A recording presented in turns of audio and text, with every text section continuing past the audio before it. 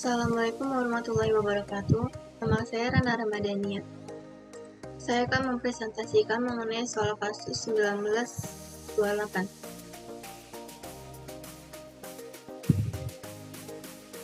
Periksa hasil pengujian pengendalian dan pengujian atas substantif atas transaksi, termasuk aplikasi sampling pada kasus 1832 untuk Ford Publishing Company. Asumsikan bahwa Anda telah mencapai beberapa kesimpulan. 1. Pengujian atas rincian saldo utang usaha Anda telah selesai dan Anda tidak menemukan pengecualian. Kedua, risiko audit yang dapat diterima untuk properti, pabrik, dan peralatan serta semua beban adalah tinggi. Ketiga, risiko inheren untuk properti, pabrik, dan peralatan adalah tinggi karena padatan di jalan. Klien telah memperoleh sejumlah peralatan percetakan baru dan bekas, serta telah menukarkan peralatan lama. Beberapa peralatan baru ternyata tidak efektif dan dikembalikan, sedangkan penyisian telah diterima untuk peralatan lainnya. Risiko inheren untuk akun beban adalah rendah. Keempat, peralatan komputer baru dan beberapa peralatan percetakan sedang di-list. Klien belum pernah melistkan peralatan itu sebelumnya. Kelima, prosedur analitis untuk properti, pabrik, dan peralatan tidak mendukung karena meningkatnya aktivitas akuisisi dan perlepasan. 6. Prosedur analitis menunjukkan bahwa beban reparasi, pemeliharaan, dan peralatan kecil telah meningkat secara material, baik dalam jumlah absolut maupun persentase penjualan. Dua beban lainnya juga meningkat secara material dan salah satu menurun secara material. Ketujuh, dalam memeriksa sampel pengujian pengendalian dan pengujian substantif atas transaksi, Anda mengamati bahwa tidak ada item sampel yang termasuk dalam properti, pabrik, dan peralatan atau transaksi list.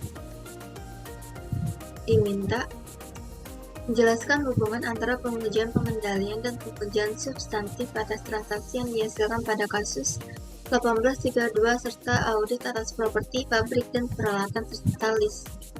B. Bagaimana hasil pengujian pengendalian dan pengujian substantif pada transaksi serta kesimpulan Anda akan mempengaruhi pengujian atas rincian saldo properti, pabrik, dan peralatan serta list yang Anda rencanakan. C. Jelaskan hubungan antara hasil pengujian pengendalian dan pengujian substantif atas transaksi dalam kasus 1832 dan audit atas beban. D. Bagaimana hasil pengujian pengendalian dan pengujian substantif atas transaksi serta kesimpulan Anda akan mempengaruhi pengujian atas rincian saldo beban yang Anda rencanakan. Jawaban dari soal A adalah pengujian akuisisi dan transaksi pengeluaran kas memiliki dua tujuan: untuk menemukan apakah pengendalian akuntansi internal terkait berfungsi dan untuk menentukan apakah transaksi tersebut benar-benar mengandung salah saji moneter.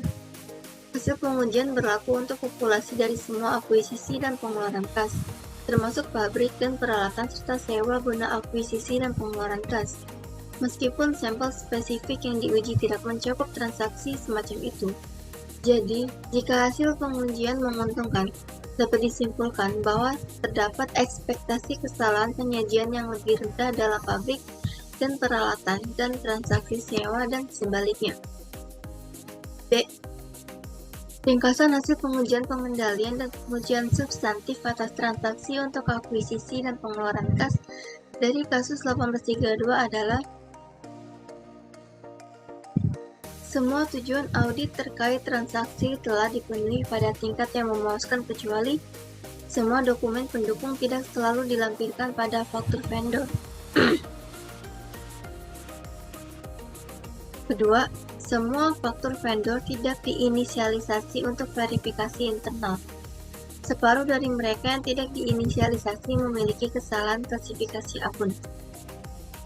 Dampak dari hasil ini dan hasil dari item 1-7 mempengaruhi tujuan audit terkait keseimbangan untuk pabrik dan peralatan dengan cara berikut. Tujuan audit terkait saldo detail, hasil uji pengendalian dan uji transaksi substantif tidak mungkin salah saji. Hasil dari kesimpulannya tidak ada. Lanjut, adanya hasil ujinya kemungkinan salah saji. salah saji sedang, hasil dari kesimpulannya tidak ada. Lalu tujuan auditnya kelengkapan, hasil ujinya tidak mungkin salah saji. Hasil dari kesimpulannya itu kesimpulan 1 mendukung. Lalu ada ketepatan, hasil ujinya kemungkinan salah saji sedang. Hasil dari kesimpulannya, kesimpulan 4 menunjukkan kebutuhan akan bukti tambahan. Klasifikasi, hasil ujinya kemungkinan besar salah saji. Hasil dari kesimpulannya yaitu kesimpulan 6 menunjukkan kebutuhan akan bukti tambahan. Memotong, hasil ujinya tidak mungkin salah saji. Hasil dari kesimpulannya tidak ada. Nilai yang dapat direalisasikan, hasil ujinya tidak ada bukti signifikan yang diberikan. Hasil dari kesimpulannya, kesimpulan 3 menunjukkan kebutuhan akan bukti tambahan. Hak dan kewajiban, hasil uji pengendaliannya dan uji substantifnya tidak mungkin salah saji. Hasil dari kesimpulannya tidak ada. Kesimpulan 3, 5, dan 7 menunjukkan kebutuhan audit yang lebih luas untuk keberadaan, kelengkapan, akurasi, dan klasifikasi. Semua barang besar harus diverifikasi dan sampel harus lebih besar dari biasanya. Semua tes lainnya dapat dilakukan pada level minimum. Yang C, jawaban C. Hasil pengujian pengendalian dan pengujian substantif atas transaksi secara langsung berkaitan dengan pengujian banyak akun beban, terutama melalui pengujian klasifikasi akun, tetapi juga melalui pengujian akurasi dan keberadaan.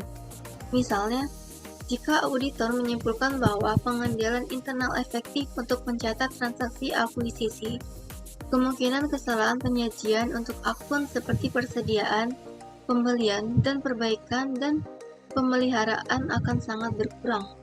Auditor harus mengingat, bagaimanapun, bahwa akun pengeluaran tertentu biasanya tidak diverifikasi sebagai bagian dari pengujian pengendalian dan pengujian substantif atas transaksi.